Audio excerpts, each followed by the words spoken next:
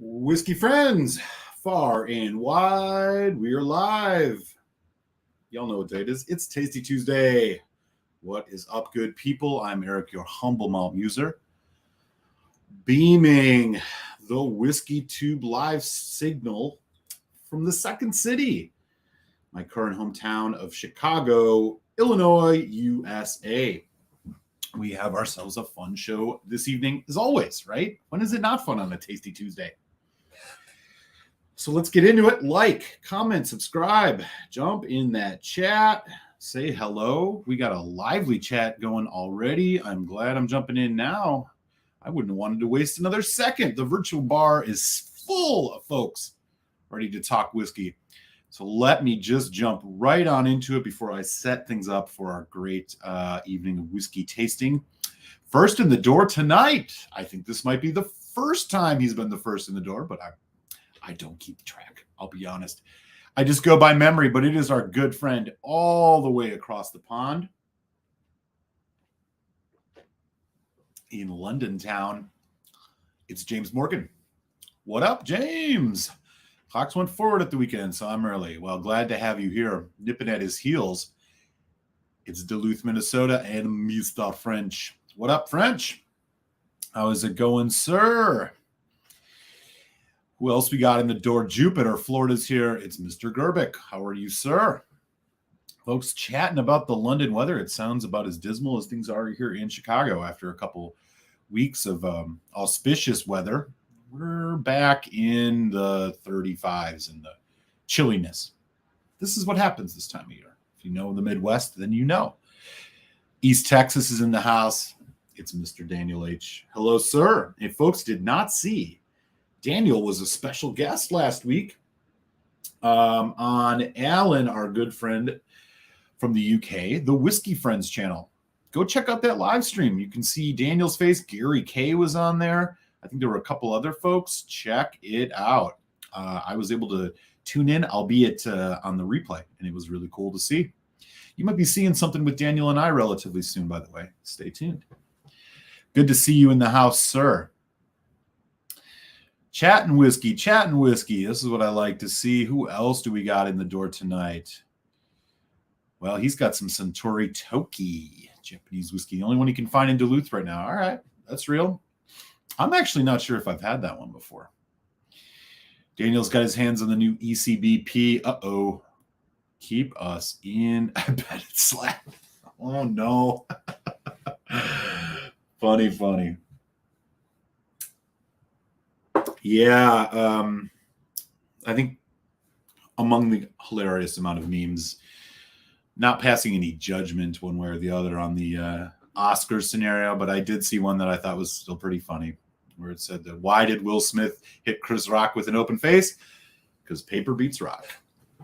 Ayo, Keen Dreams in the house from Buffalo. What's up, Buffalo? Good to see you, Ontario, Canada. Peter White.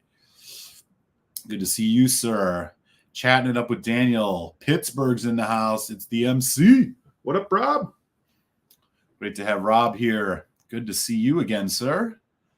Thank you for jumping in. Lots of good crosstalk. Hey, Mr. Gerbic, I appreciate that. Cheers, buddy. Thank you very much for that. And now, our Patreon raffle winner, well, second place. It's our good friend over there in Northern California, holding down the West Coast. It's Donner Pass whiskey, and then Ohio right behind him with Top Shelf whiskey. I don't know if we got Dustin or Mike, but either way, great to see you guys. If you haven't, take a second, subscribe to that channel. If you want to see great reviews from two people who know a bunch about whiskey, talking the top shelf stuff, the good stuff, the great stuff, that's the channel to check out. Good to see you, sir. Thank you for hopping in. Always nice to have you here. We got a hell of a lot of crosstalk going, y'all. This is what I'm talking about. 13 folks in already. What's up? And there's our boy right now, Alan, the whiskey friend, beaming his signal from the UK. We're doing good, man. How are you? That's the important question. How are you? All right. I am going through this like wildfire, man. Y'all are, yeah, showtime indeed, man. Good to see you, French. There's my buddy beaming his signal from just across the state of Illinois. in the Quad Cities, holding it down. It's Mr. Chris S. What up, man? There's Gary, San Francisco Bay Area. He was also on that chat with Alan. Go check that out, y'all. Good to see you, man. Cheers to you, sir. Thinking 8 p.m. Not sure what that's about, but I'm sure I'll find out. Yeah, man. Real talk. Top Shelf's got his hands on that A122 as well, and it is Mike. What up, Mike? Great to see you, man. I have not bought it yet. I've since I started doing these whiskey reviews a couple years back, I've been kind of doing every batch. I think this is the year I'm just kind of pulling back on the Elijah Craig's. But if I start hearing good stuff, I'm going to go out hunting it. So plans are made to be broken. Just slobber over a Cavalan vid. Oh boy. Quad Cities, it's our boy Chris S.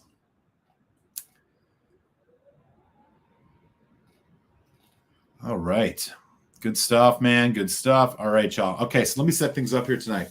First and foremost, whiskey review dropping on Friday because that's what happens. This April, it's Indie April. Independent Bottling April. This is what I'm doing.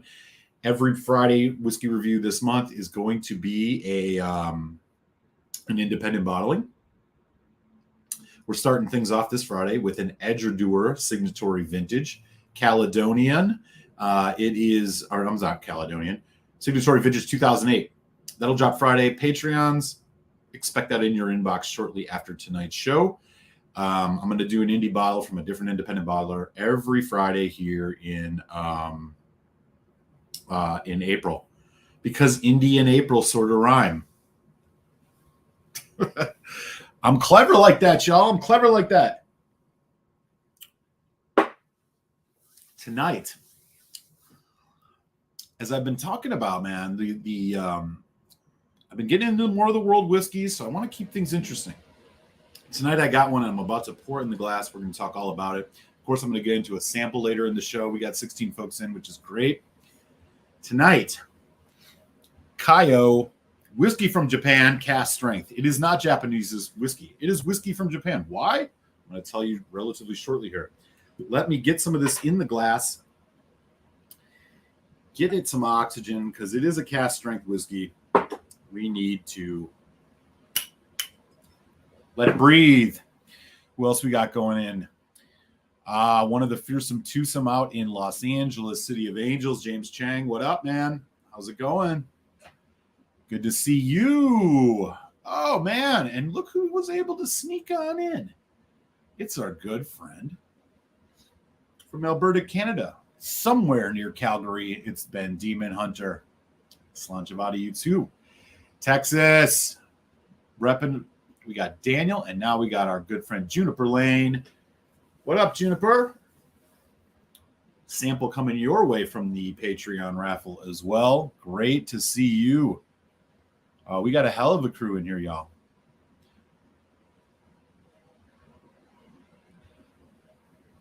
I don't necessarily disagree with you on that. I agree. That Madeira one is quite special.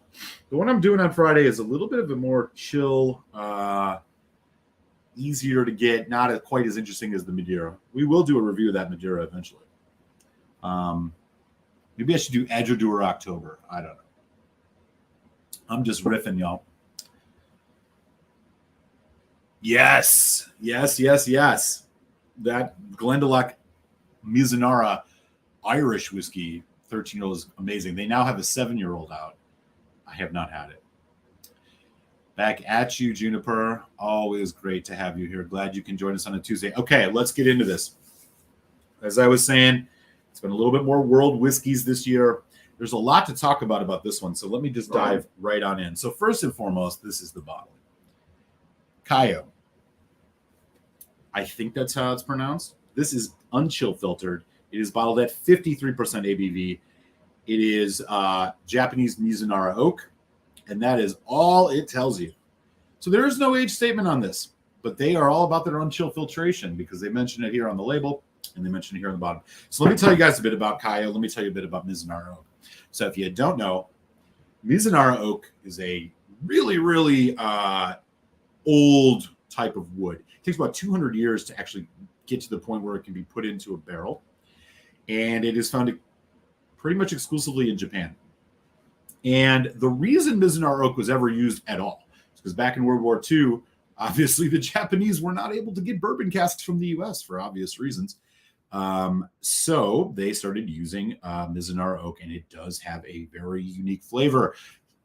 Sandalwood, which I can't really describe any further other than maybe just kind of like a light cinnamon kind of grainy quality to it. Very interesting. It's got a little bit of a light tea incense kind of flavor, so on and so forth. Okay. And it's also very, very expensive because it does take nearly 200 years for it to be worthwhile putting whiskey into. So if you find whiskeys with Mizunara oak, you are going to get a unique flavor, and that's the history behind the oak itself. As for Kaiyo whiskey, okay, let me make sure I get this right because I don't want to lie to anybody. Kaiyo is a teaspoon malt. Okay, it does not say single malt on here, and yet it is 100% barley, and that is because they source their whiskey from one or two different folks before they go through distillation. So some of this is coming from another distillery, and they don't have to disclose it if they call it this. Okay. Kaiyo itself is not a Japanese whiskey. It is a product of Japan. Why isn't it a Japanese whiskey, you ask? It's kind of an interesting story. So if you remember, or if you didn't know, now you will, a little bit ways back, about 2 years ago or so, I think now, maybe less, they finally decided to define what legally was a Japanese whiskey. And you can find that information online. But among other things, one of the parts of the definition is that the whiskey has to be matured in Japan. So Kaiyo here is distilled and matured in Japan. But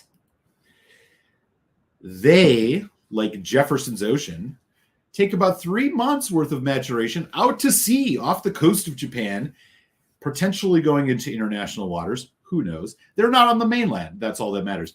And because of that, they cannot legally call themselves a Japanese whiskey, despite it pretty much being a Japanese whiskey. It is this sea maturation that they do, which means you can only call it a whiskey from Japan. What does a sea maturation do? Well, it's debatable. Jefferson's Ocean, the bourbon folks who put theirs on a boat and it goes to like all these different ports, would tell you with a lot of marketing fluff that the sea, you have different climates. So the wood is breathing more at some times and not breathing more at other times. You have storms, you have changes in barometric pressure, you have salinity in the air from the ocean, all of these things. Okay. That would be their argument. Whether or not you can tell that that's the case is debatable. Personally, for me, I am not able to detect any salty notes in the regular Jefferson's Ocean. It is a decent bourbon, but a bit pricey. The cask strength version, however, I do get a bit of it in. Is it advertising? Is it just getting in my head? I don't know. But that's how it works. So this one's been out at sea for upwards of 3 months. It's aged in Mizunara oak. It's cask strength at 53%. It's non-chill filtered. That's the tail of the tape. Bottle of this here in the U.S., you will likely find its younger brother, just the standard Mizunara oak, 43%, I believe. That one goes for right around like 55, 60 bucks. This is around 90. So we're going to give it a taste. We're going to talk about it. We'll see what it's like. Let me know in the chat. Anybody had Kaiyo before? Has anybody have strong opinions about it whatsoever, or let alone Japanese whiskey or whiskey from Japan in its technical term in particular? Let me get my palate ready, and let me catch up on the chat. We got 20 folks in, which is great. There's the other part of the fearsome twosome from the City of Angels. It's Cohen. What up? Great to see you, sir.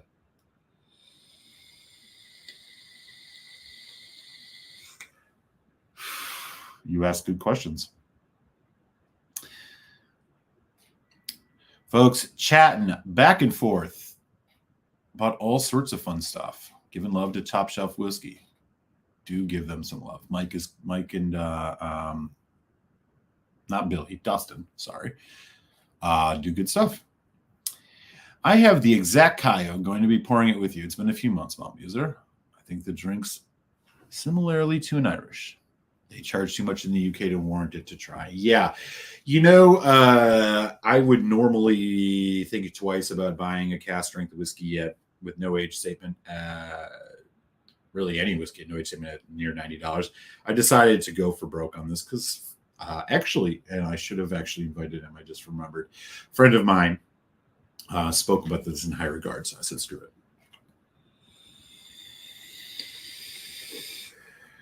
As far as color goes, it doesn't say. No, it definitely does not say. One more time. It is a nice bottle presentation. Very typical of the Japanese whiskeys.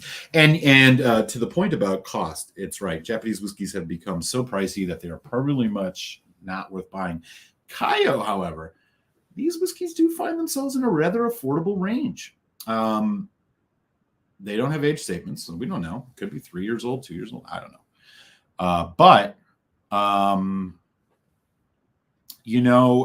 The market, a lot of the big names in Japanese whiskey have went NAS. Their prices are crazy.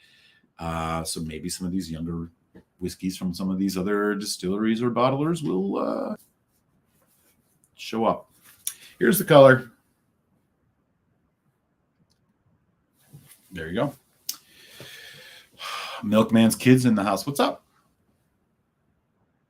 Ryish like scotch. There you go. Cool. Been diving into Japanese whiskey inspired by discovering the Mac and his wonderful Canpy Planet YouTube channel. Everyone who needs to subscribe to my fountain of Japanese whiskey knowledge. There you go, y'all. Check it. I have a Japanese Mizunara 56% ABV sherry version from K&L. All right. Of course, K&L is coming through with the specialty bottlings because that's what they do. Okay, here we go. So this is Kaiyo cask strength Japanese Mizunara oak, unchill filtered, 53%. I might have just spilled a little bit. On the nose. Just wow. I don't know what to say. Sharp. Floral. And floral is a note that I struggle a little bit with, but it is coming through pretty intense here. And sweet. Sweet, it's like fruit. Pear. Honey. There is also like a nice kind of nutmeg spice. This is in the sweet spice side of things. Sweet spice floral. That's where I would go.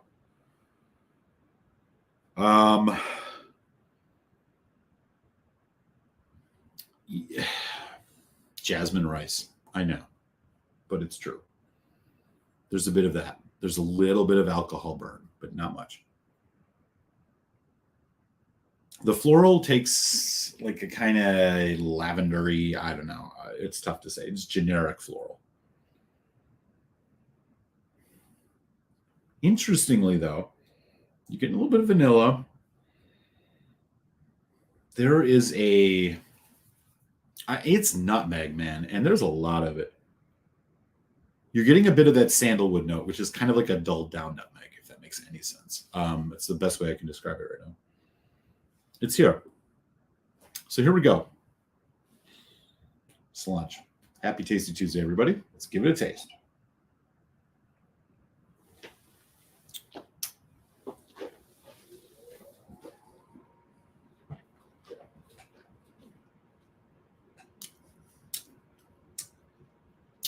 Oh, wow. Oh, man. There's a lot happening here, and it's mostly good.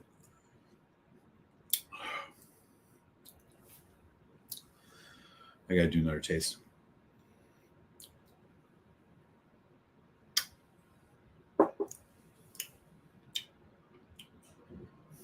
Wow. Okay. Let's talk about the negatives first. It's hot. For 53%, you can tell this is an NAS. Why? Because it's got a heat that is only attributable to alcohol. It's not overpowering, but it's here.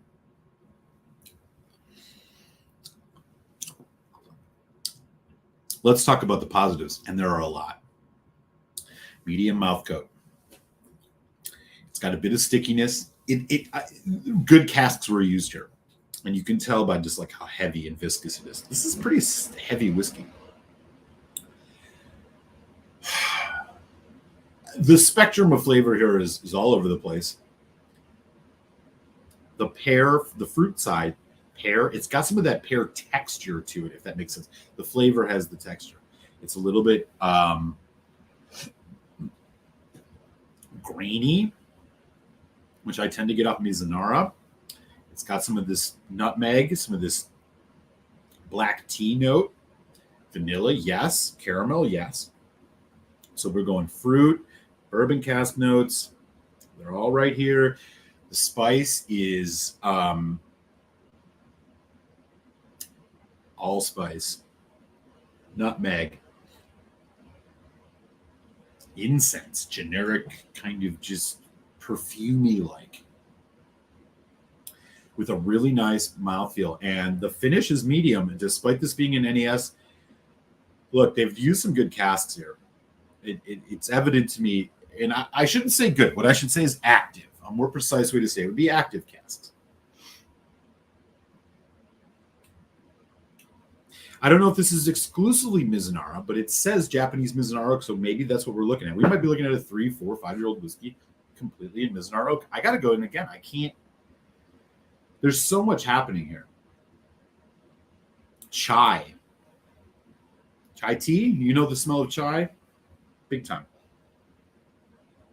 Soft oak.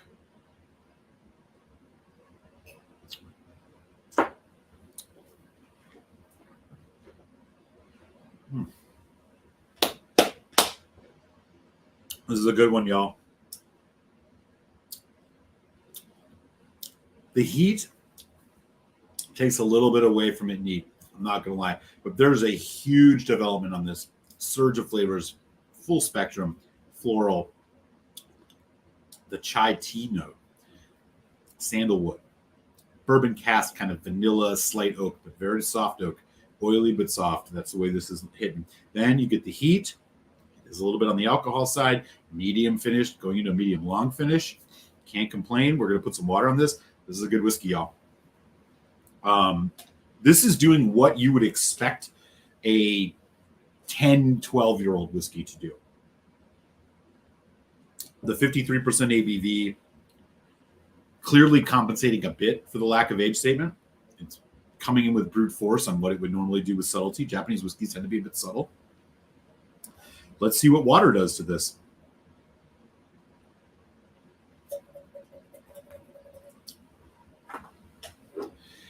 By the way, bottom of the hour, I'm going to make a quick little announcement to share with everybody, which I think you'll all find somewhat interesting.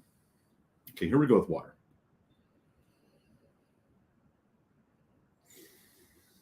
Man, there's almost like a meaty quality to it.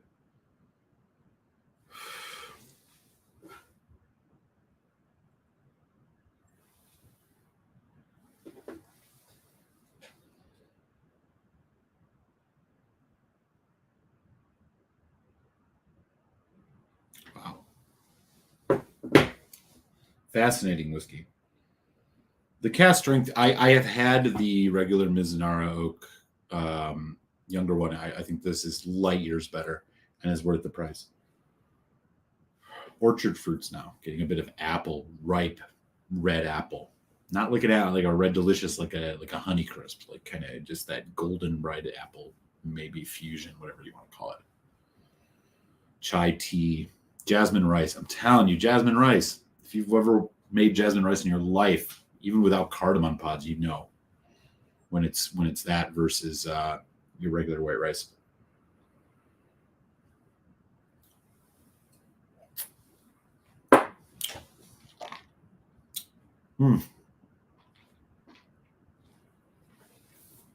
So much energy, so much intensity. A little bit drying on the finish. Water has made this sweeter and lighter, but not by much. It's extending that development. I'm getting chocolate notes now. Here comes that barrel influence, those deep elemental oak notes. Dark chocolate, yes. Caramel, dark brown sugar, all coming into play here. The Mizunara kind of sandalwood note taking a little step back. Finish is extended. Medium long finish. This is a good whiskey. 4.25 out of 5. I'm not even going to lie. It's that good. This is really good. This is exceeding expectations. This is punching above its weight. Even at the $90 price point for an NAS, I would buy another bottle of this without hesitation. I'm not sure I'd go over like 110 for it. But what you're really looking at here is like people who know what the hell they're doing. As for the cask stuff, I don't know. I can't speak to that. I'm not noticing anything serious about it. But I will tell you right now, if you want a Japanese whiskey from Japan experience that replaces the kind of subtlety of an age or lower review with more punch, a little bit of water tones down that alcohol note, this is a good whiskey. I will go 4.25. For me, on the 100-point scale, that is in that 91 to 92, 93-ish range. This is a buy. This is a buy. If you like Japanese whiskey or you want to try Japanese whiskey and you want it at full force, this is the way to go. I'm going to pour another dram of this. I'll say 4.25 all day on this. What a good bottle. I'm stunned. I was expecting this to be a 3.5 range. Above average, but not great. This is pretty great. This could easily contend for one of my best whiskeys of the year. And I'll just say it right now. I'm pouring a second dram. I think the water is what pushed it. Without water, I was in that 3.75, maybe 4. But I'm telling you, the water balances it even more, where it starts to just bring out those dark oak cask notes. If you like a bourbon, those dark oaky notes, or a bourbon cask scotch, this has got it. But there's so much interesting stuff happening here. The Mizunara is there, but unlike the Glendalough 19 or 13, where it's really the biggest, where it's really like the main event, it plays subtle here. There are other things. They are not afraid to showcase the spirit in here. I am really impressed. I'm going to put water on this again. I will comfortably argue, even at the price of $90-some for an NAS, this is a 4.25. If you want to get a Japanese style whiskey from Japan, whatever, man, you may be a little bit. Let me just disclaimer it. Those first drams, you're going to be like, whoa, it's hot. As I was mentioning, neat. A couple drops of water transforms this. Oh, wonderful nose. Fruit, floral, spice. It's so dynamic.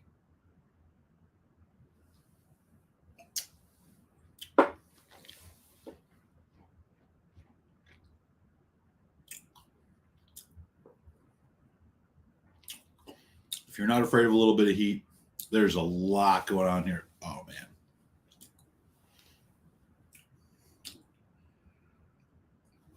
$4.25.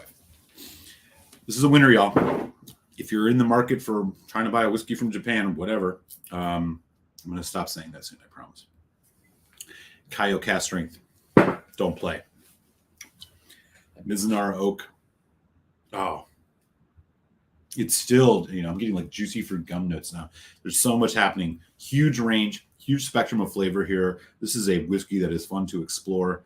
There is a lot of good quality malt in here. And that little bit of heat, which would be taken away a bit with age, sure, I think, but a little bit of water does the same thing. 4.25. Wow. I'm very, very happy with this.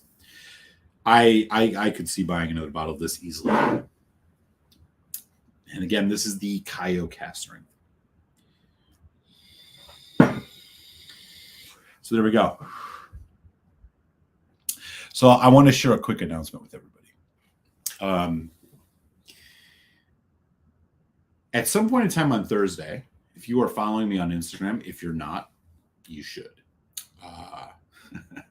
Instagram.com/maltmuserwhiskey. And the reason is that I am going, I have purchased the most expensive bottle of whiskey I've ever purchased. I don't even actually think I'll ever be able to top this or be willing to top this. But I've purchased a whiskey that I've talked about a little bit here and there for quite some time now. And on Thursday, I am going to post a little thing on Instagram.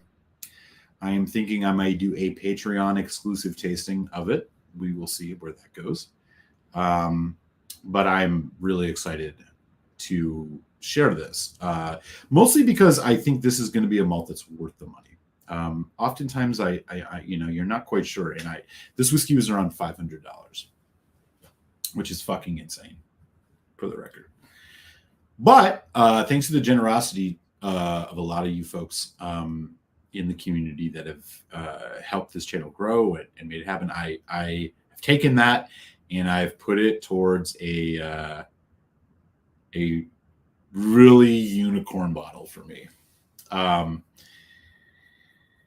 won't say any more, but if you hit me up on Instagram, you'll see a post sometime on Thursday, which will tell you what it is. And I may just, in addition to doing maybe an exclusive tasting, live tasting with Patreon supporters, I may also just straight up afterwards do a live video on YouTube for Tasty Tuesday, because I'm overly excited. There is one person in this chat who knows what it is, so don't tell anybody. But I'm overjoyed to do this. So keep an eye on Instagram. That's Instagram/malt_muser_whiskey, and it's because of y'all.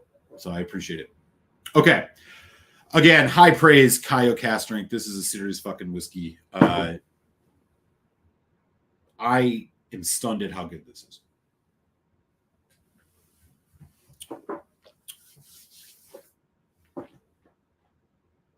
I could drink this all night. Man, that's good. Okay. We got 21 folks in the chat. He says it's the Rip 10, says Peter White. No, it is not a bourbon. Ellen, the whiskey friend's heading to sleep. Good to see you, sir. Yeah. Dude, this is real talk whiskey, man. This is the only thing that pulls it back. This would easily be a 4 or 5 without the heat. It's just, I don't know if it's the youth, whatever. But again, it's minor. Normally, the heat would be a major problem for me. And I criticize it in a lot of whiskeys that I have, that it shouldn't have the level of heat. But at 53%, I'm telling you, this, a little bit of water, it works, man. And it doesn't take anything away. In fact, if anything, it expands how dynamic this is. I'll do that right now. I hear what you're saying about the port. Dude, this is so good. Daniel's drinking it right now. Daniel, what are your thoughts? 425 too high, too low? What do you think? This whiskey don't play, man.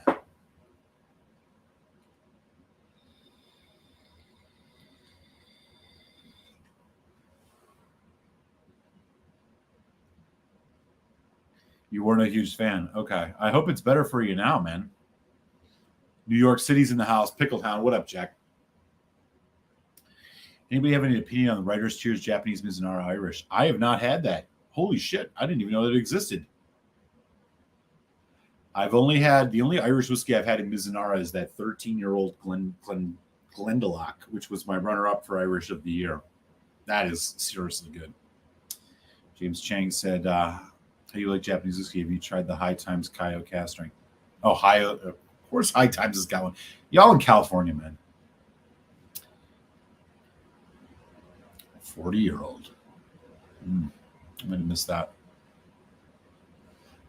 Thank you, Daniel. There's that Instagram account. Hit me up on Insta, y'all. Secrets are no fun. I don't think you've reviewed it. Maybe, but I doubt it. I've talked about it with one of your friends.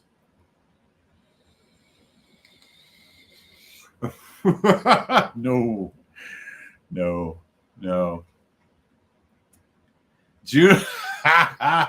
Juniper Lane. Yeah. Shh. I know you know. Donor Pass is guessing Red Press 27. Lefroy 28. KNL version.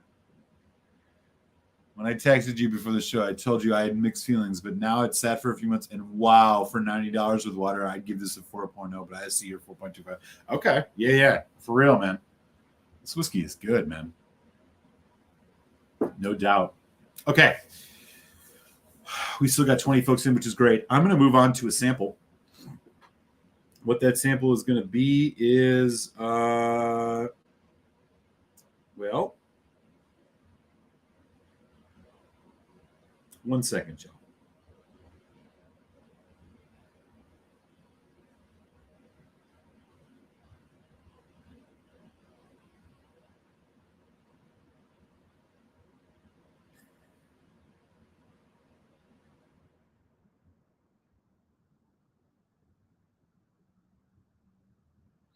Okay.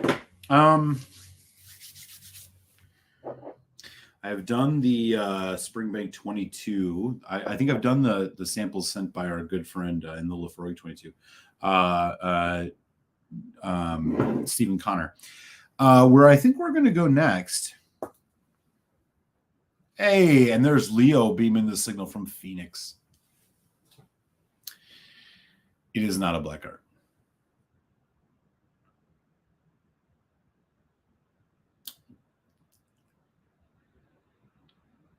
I love Anok 18.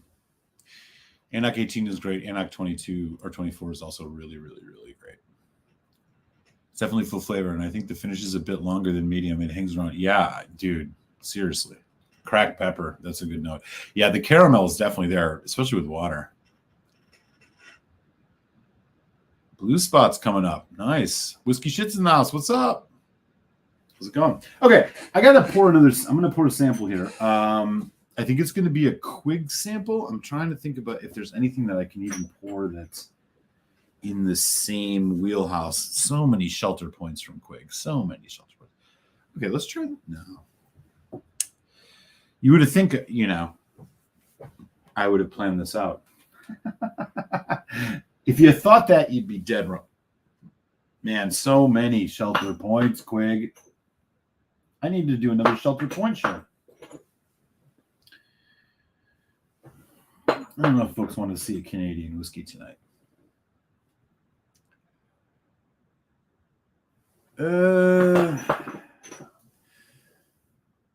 Okay, let's do this. This is an independent bottling, which is totally congruent with what my theme of April is. It is Indie April here on the Malt Muser channel. Does that mean I'm going to do independent bottlings for the live show? No. But what it does mean is that I'm going to do independent bottling reviews. For those of you who are subscribed, if you're not, what do you think? Subscribe. Edgerdour Signatory Vintage 2008 bottling is going to be our review dropping Friday. Patreons, you'll expect that in your inbox shortly after our shenanigans end tonight. But speaking of independent bottlings, I got one right here. This is a Glen Talker's 2008 Octave Cask 52.6. Glen Talker's, you want to talk about a distillery I don't know next to Dick about. Glen Talker's is one of them. This is a sample provided by our good friend in British Columbia, Canada, Mr. Foodquake. Let me know in the chat. Any of y'all had any of these? What do you know about Glen Talker's?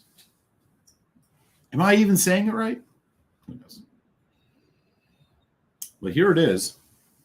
2008. So this is at least a 13-year, probably 12-year. To find out.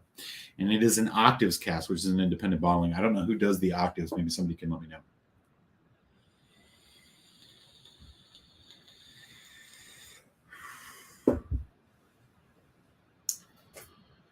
Roly. Oh, you know what? I want to mention something to you guys. Glenn Totchers. Thank you.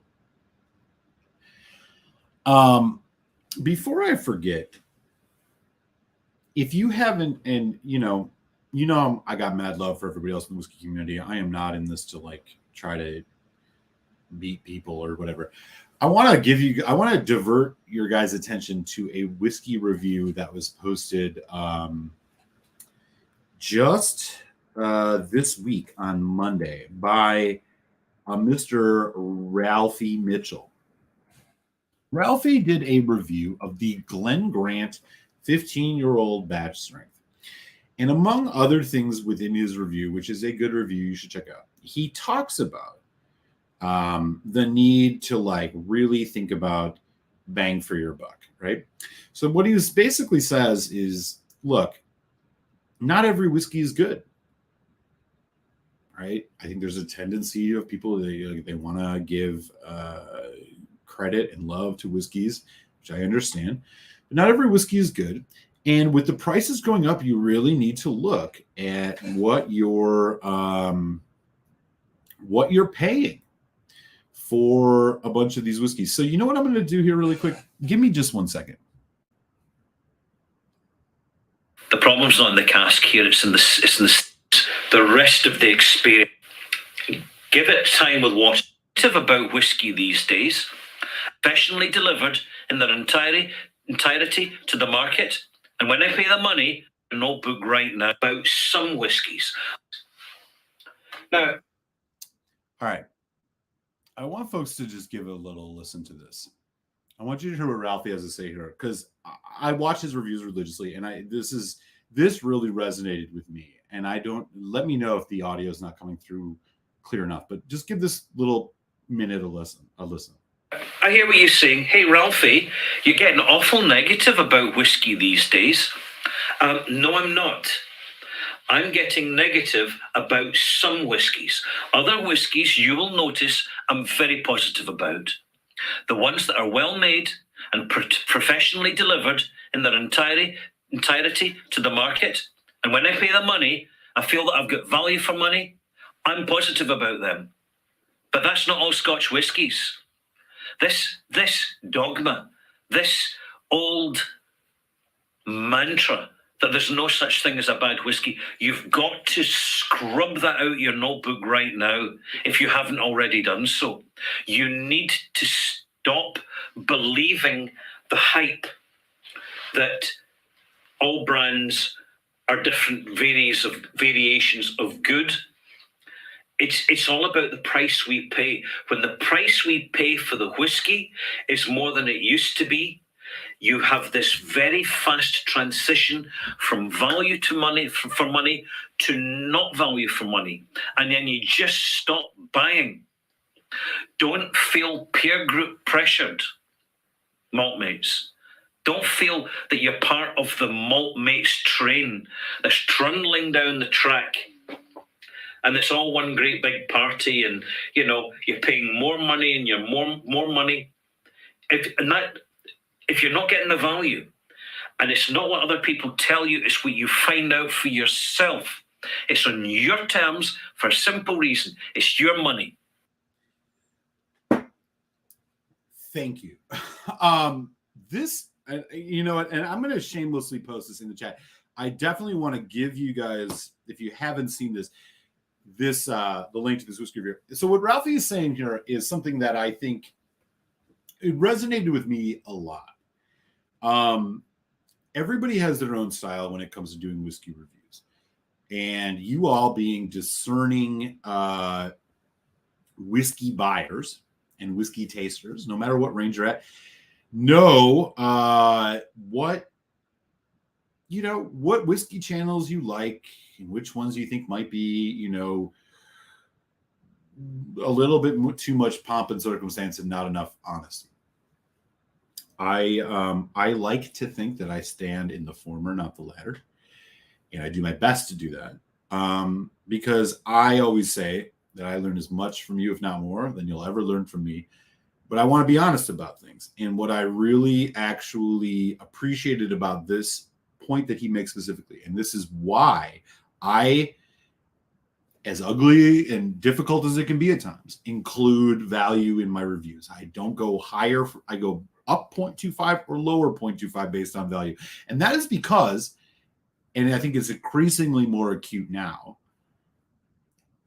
we're paying a lot of money for this stuff. And there's a lot of distilleries who know this and they capitalize on it. They try to shove products. You have certain people on the internet who are going to push whiskeys that maybe you want or think you want but haven't had, and they're going to push it as like it's the next best fucking thing. But what he's talking about here is absolutely right. Value matters. A whiskey's value matters. You can get a good whiskey at, what did we talk about tonight? $90. You can get a bad whiskey at $90. And just because it's from a distillery that has a certain amount of hype, or just because it's a new bottling of XYZ, doesn't mean we should rush out and buy it. Because ultimately, these distilleries, they take note of this. And they're in the business of making money. Yes, they got great history. Yes, they got all this stuff. And we love them and appreciate them. But let's be fucking real about it. They want your money. And what's been happening in bourbon for the last 10 years could very easily start happening with Scotch. We are already seeing it with the prices of Springbank. So lean on the people. First of all, lean on yourself and your own common sense. If something seems too much for what you're getting, it's because it probably is.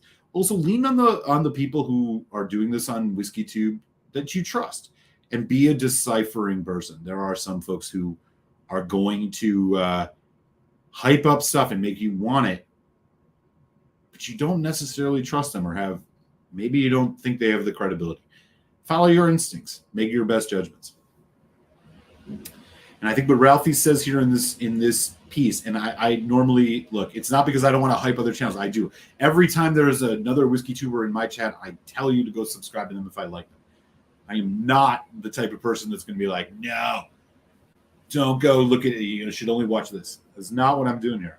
What I'm doing here is just trying to enjoy whiskey with people that I like and give respect and credit to people I think are speaking truth. And what he says right there is true. Your money matters. I'm sorry, but not every whiskey, despite how good it is worth the price you're going to pay for it. This is a fact, especially if you're a working person. Probably the majority of us are. I am. I'm just price is a threshold, man. And I'm just not willing to pay some for it. I have not run out and got the new Ardbegs. I love Ardbeg. I'm not going to buy the fermentation. I'm not going to buy whatever the next hyped bottle is. I'm going to do my best to hold back. Because, and I'm not only a single out Ardbeg. There are much Macallan. There are plenty of distilleries that are much worse at this. Mind your dollars, y'all. All right. So thank you, Ralphie. And if for somehow you are not a subscriber of what is this channel, Ralphie.com, do yourself a favor. He's the OG. He's the best in the biz. He's a little curmudgeon-y at times, maybe. Sure. Keep an eye on it. And let people inform your decision, but don't let them make their decision for you. Okay. So we're back to the Glen Totchers. Is that what somebody told me?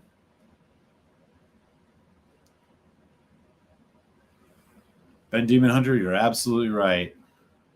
Yeah. Jack the Pickle Down. Real talk. Real talk, man. Yeah, that's what he was said. I agree, Gary. Very well said. Yeah, cheers, man. Yeah. I should have just claimed I'm getting paid handsomely by the good folks at Kaiyo. No, I am not.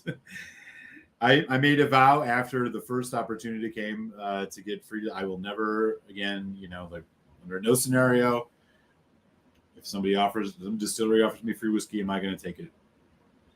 I'll be totally legit with you guys on that. And you should expect that from everybody else. I wish.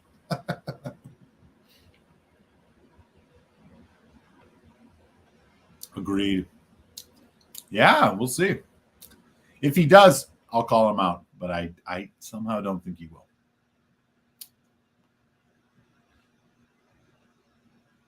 Not anymore. Pappy Van Springbank, right?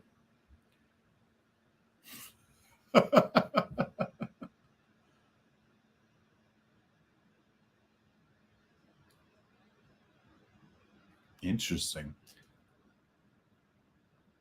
Agreed with you, Dara Jack. Totally agreed. I agree.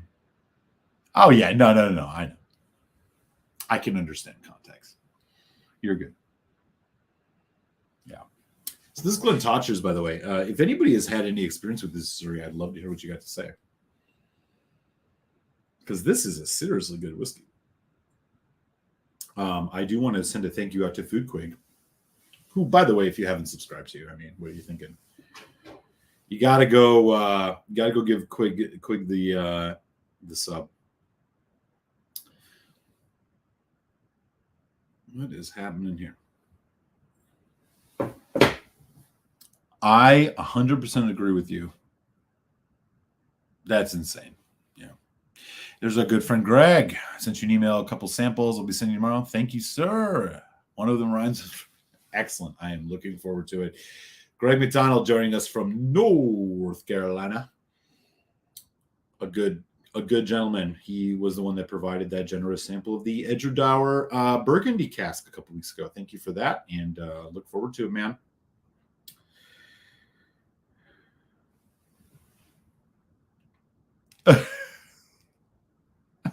I don't know. I'm going to tell you guys something, though. Yeah, if you haven't subscribed to Ralphie, I'll shamelessly plug him. I do watch his reviews religiously. He's part of a handful of channels. There are a good, healthy amount of channels that I watch on the regular. Ralphie being one of them. Yeah, there are a few others. Who was the other one you said to sub to? I'm not sure.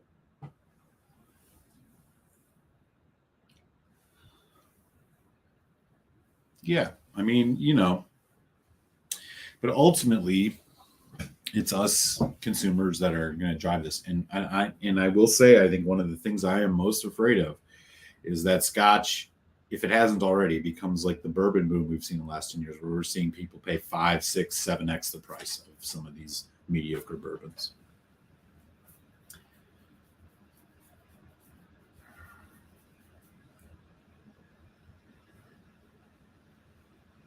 That's good to hear. I'm glad it's good.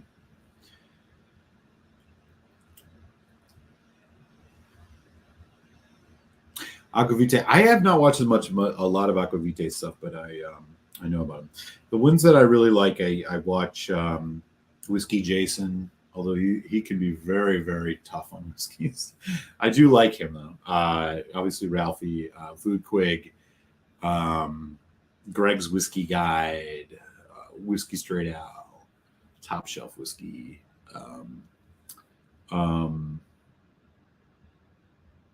Single Malt Review. I quite like their stuff. Yeah, there's a bunch. There's like a Swedish Girl or whatever. I remember whiskey something. I don't know. Anyways, back to this Glentochers. I will say this right now. I am now going to want to buy this because this is really, really tasty stamp stuff. Really, really tasty.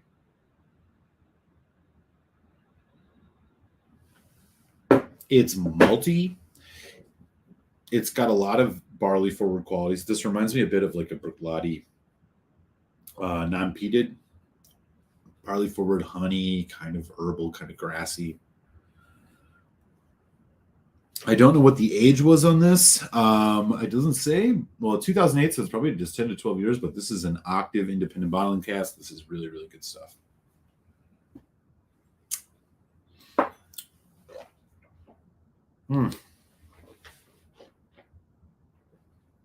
Boy, great whiskeys tonight, y'all. Again, for those of you who are just joining, make sure you catch the replay.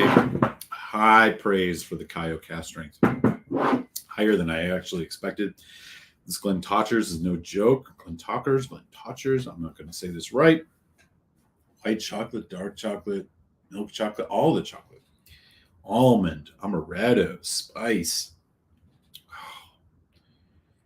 Nice honey, cloying sweetness too. Sweet spice, man. Can't go wrong. Okay. I'm enjoying this one. So thank you again, Foodquig. Just a reminder to folks, on Friday, I'm beginning my independent bottling April or Indie April. All the reviews that are going to drop are going to be independent bottlings. And the first one is a signatory vintage Edgedour 2008.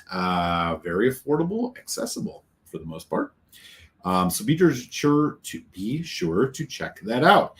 If you are a Patreon supporter, you don't even have to wait, because shortly after this program tonight, I will be dropping that whiskey review your way. So it will show up in your email inbox. Again, thank you for that. And as I mentioned earlier, if you didn't see, I have purchased the most expensive bottle of whiskey I've ever purchased. It should arrive here Thursday. And when it does, I'm going to post it on Instagram. If you follow the show or follow me, I should say, on Instagram, you'll see what it is.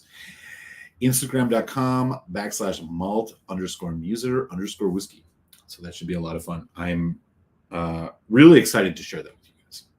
And who knows? Maybe it'll show up in a raffle winning sample one of these times. We'll see. But again, so yeah, really enjoying this sample from Foodquig here. High praise for the Kaiyo. With that, I'm going to slowly wind things down. We're going to do an actual hour happy hour tonight, because I got some things I got to take care of. But before I do, I just want to jump in real quick and say some final highs in the chat. Gary's heading out. Good to see you, sir.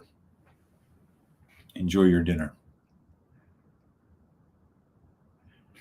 Good to see you. Was it Aquavite and Riz Barley? I am not sure.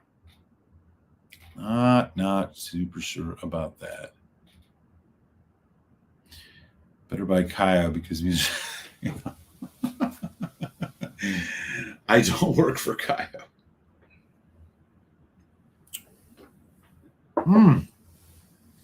Man, Glentochers. Is this like a space cider? I don't even know where this is from. I don't know anything about this distillery. Let's take a look. It's a space cider. Okay, that makes sense. I think the region stuff is pretty much rubbish for the most part, but he shit says, I've heard good things. They know, just let me know how the bottle and the need. Yeah, so they're in the middle of space side. Okay. I wonder I don't know if they primarily sell their stuff for independent bottlings, or it's unclear to me. But, here, how do you pronounce it? These Scotch whiskey distilleries, you know how they go. Greg, Scotch is about 2/3 of the way down the path towards bourbon price craziness. The past month's auction at Unicorn Auctions had fermentation at $5.25. Wow. I mean, yeah, 200 retail, that makes sense. I mean, that's what you would want to pay for those. Man. Look, and then, some people are saying that the Springbank price increases have been because of the Asian market or whatever. Generic Asian market has been getting turned on to them. I don't know if that's the case, or if it's just some other hype. I mean, but they're a small distillery. They run by family. They don't, they've only put out so much. You expect that to go higher. I mean, they've always been a little bit pricier, but yeah. I really hope we don't see a hype, and I hope I hope I'm not contributing to it like others who are reviewing Scotch, because let's be honest, man, after you've had enough bourbon, the only way forward is to go to Scotch. You play varsity ball, you want to go pro. Sorry, bourbon heads, but it's true. All right, y'all. With that, I'm going to sign off. I'm going to enjoy the rest of the stream. Everybody stay safe, be well. Keep an eye out for that Edgeador signatory review dropping on Friday. Patreons, your email inbox about to get lit up. I'm going to be sending it your way. Do check out my Instagram if you've yet to. I got a special bottle that I'm going to announce on Friday. Everybody stay safe, be well, man. Much, much love to everybody. And if I don't see you beforehand, see you next Tuesday. Slash.